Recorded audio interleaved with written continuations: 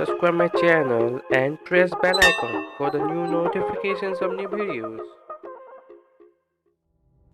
Hello साथीहरू नमस्ते म तपाईको साथी राज र आज म फेरि एउटा नयाँ टपिक लिएर आइसकेको छु इनेटपेको ट्युटोरियल भित्र र आज हामी सिक्नेछौँ कि कसरी हामी बिजुलीको बिल तिर्न सक्छौँ इनेटपे युज गरेर। सो पहिला हामी इनेटपेमा लगइन हुनेछौँ। त्यसपछि लगइन भइसकेपछि हामी सिम्पली 3 लाइनमा क्लिक गर्नेछौँ।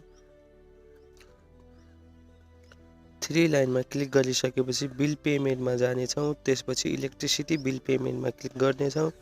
त्यसपछि काउन्टर चुज गर्नेछौँ। काउन्टर चुज गर्नेछौँ जस्तो महेन्द्रनगर डिसी हाम्रो महेन्द्रनगरको सुदूरपश्चिम महेन्द्रनगरको तपाईँ आफ्नो गर्नुहोला। त्यसपछि एससी नम्बर राख्नेछौँ। एससी नम्बर राख्नुहोला।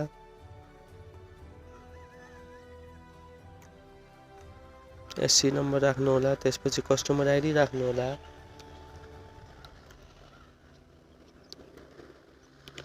कस्टमर आइडी राख्नुहोला। त्यसपछि प्रोसिडमा क्लिक गर्नुहोला। लुक साथीहरू तपाईको बिल एमाउन्ट यहाँ तल देखाएको छ। एडभान्स पेमेन्टको लागि एडभान्स पेमेन्टमा टिक गर्नुहोला नगर्नुहोला।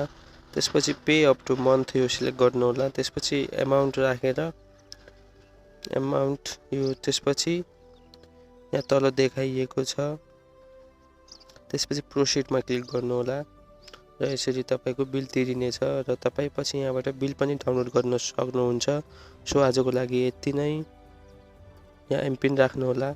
सो आजको लागि यति नै। अर्को भिडियोमा के नयाँ टपिक लिएर आउने नै छु। Thank you. Have a nice day.